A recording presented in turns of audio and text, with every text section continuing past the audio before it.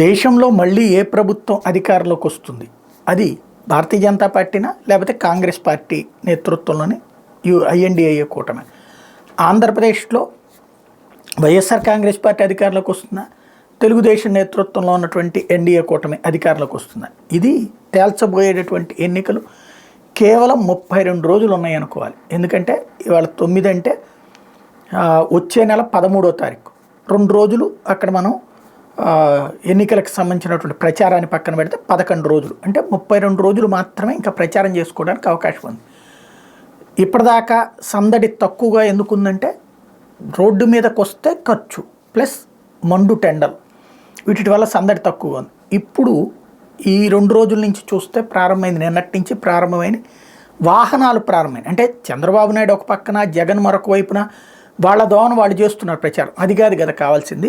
గ్రౌండ్లో నియోజకవర్గాల స్థాయిలో ఇంటింటికి వెళ్ళడం కావచ్చు, లేకపోతే కనుక కార్నర్ మీటింగులు కావచ్చు, అభ్యర్థుల హడావిడి కావచ్చు. ఎందుకు కనబడలేదు ఇప్పటిదాకా అంటే ఒక చిన్న మీటింగ్ ప్లాన్ చేసుకుంటే కనీసం 1000-2000 మందిని పోగివేయాలి.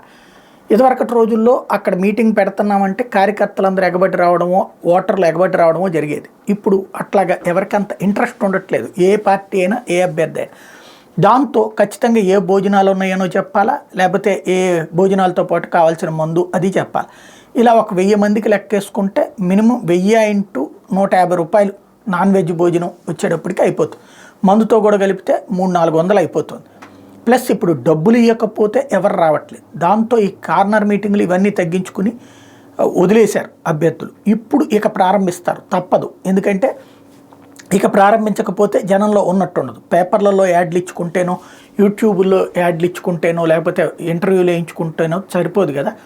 ఆ కారణంగా నడుస్తుంది. ఇప్పుడు వచ్చేటప్పటికి ప్రస్తుతం ఈ వాహనాలు ఆటోలకి, కార్లకి, వాటికి పెట్టి తిప్పడం ప్రారంభమైంది. ఇక రాబోయే 4-5 రోజుల్లో పూర్తి స్థాయి హంగామా కనబడుతుంది. మనకి నిమిషానికి ఒకసారి చెవులు దిబ్బిళ్ళెత్తిచ్చేటటువంటి పాటలు, ప్రతి నాయకుడికి సంబంధించినటువంటి, ప్రతి పార్టీకి సంబంధించిన హడావిడి జరగబోతోంది.